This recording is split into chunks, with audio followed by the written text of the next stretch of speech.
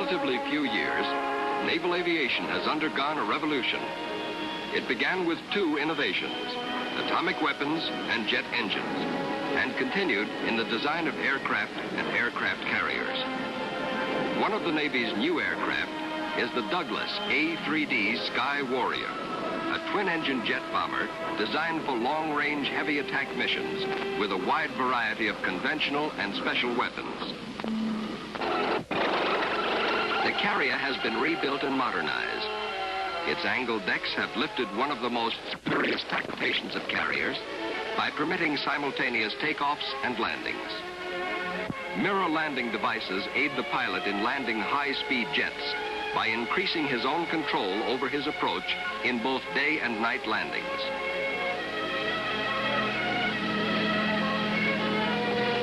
During all operations involving aircraft, the helicopter takes its position off the flight deck for any emergency.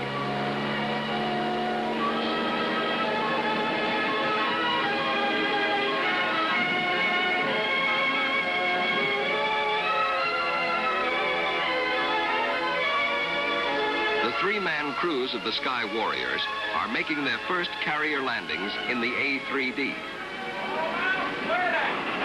These carrier qualification landings will prove the crew's fitness for service with a carrier task force.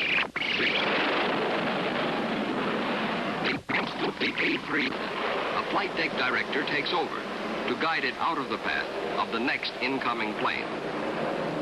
If the deck is not clear, or if the landing approach is not perfect, the LSO orders a wave-off with flashing red lights which send the pilot around for another approach.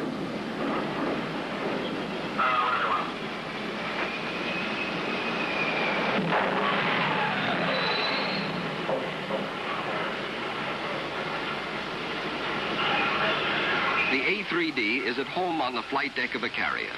No modification of existing land-based planes. It was designed specifically for carrier operations.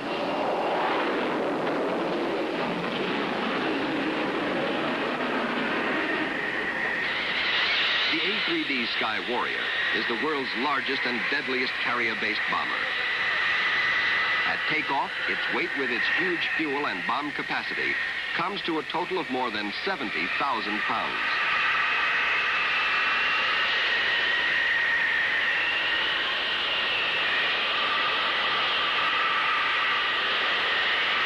With the ship steaming into the wind, the catapult crew works in a 40-mile gale to engage the catapult bridle and check the landing gear and arresting hook in preparation for the next landing.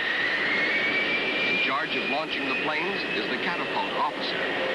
He gives the signal to wind up the engines, then to fire the catapult.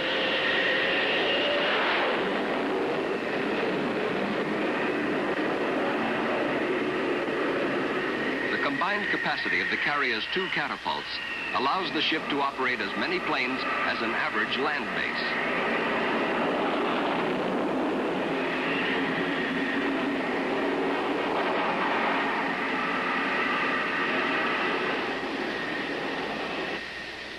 Overall control of the heavy traffic on the flight deck and the hangar deck is regulated from the Flight Deck Control Office. The position of every plane on deck is spotted from the time it is landed until it is either stored or launched.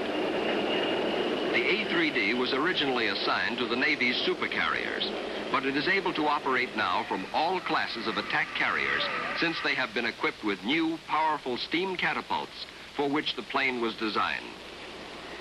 Below decks, in the catapult console room, the operator observes the pressure in the steam receivers, then signals ready.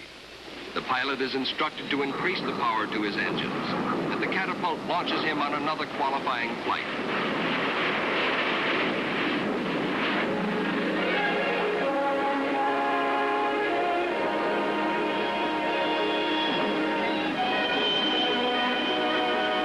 Launch, approach, and land.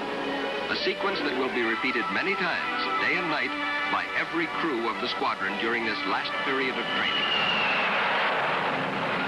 One of the best remembered exploits of World War II was General Doolittle's raid on Tokyo. His 16 Mitchell bombers took off from the carrier Hornet flew 800 miles to their targets, and then, since it was impossible for the bombers to land again on the carrier, they headed for the China coast. At that time, it was an incredible feat, but General Doolittle's bombers were less than half the size of today's mighty Sky Warrior.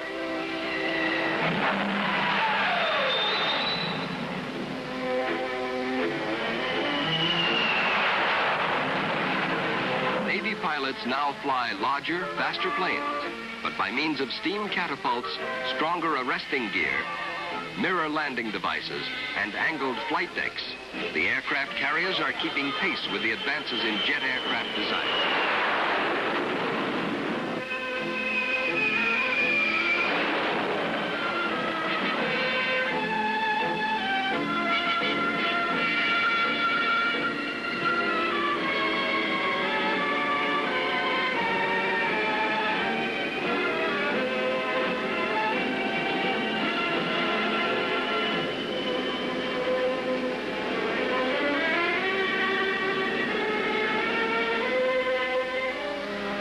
Crews having completed their carrier qualification landings, the Sky Warrior Squadron returns to its base at a naval air station like Jacksonville, Sanford, Whidbey Island, or Alameda.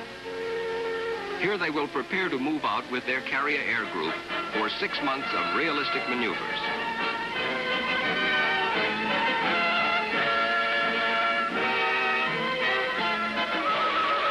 In the air, the A-3D has demonstrated extraordinary abilities.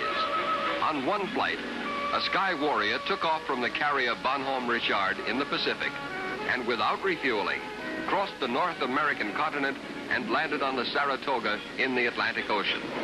If aerial refueling is used, most of the Earth's surface is within the range of the A-3D. It cruises at a speed approaching that of modern jet fighters, so that it is able to fly its missions without escort.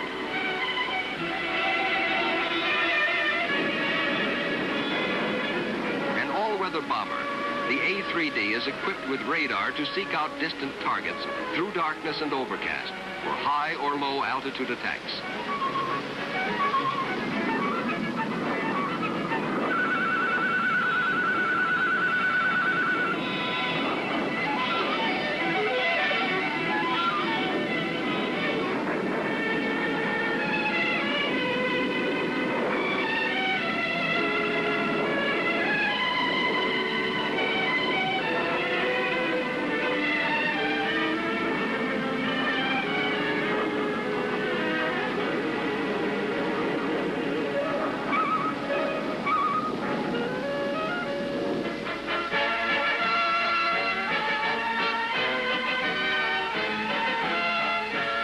Sky Warrior Squadron has completed its training, it goes to sea.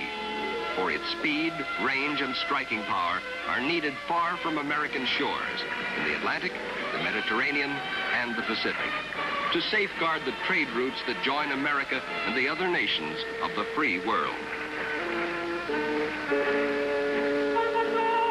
Overseas exercises of the fleet give tangible proof that we are at hand to back up our promises of support and to maintain peace wherever it is threatened. Well-equipped, well-trained, and deployed in areas of tension, our naval forces are a persuasive force for peace.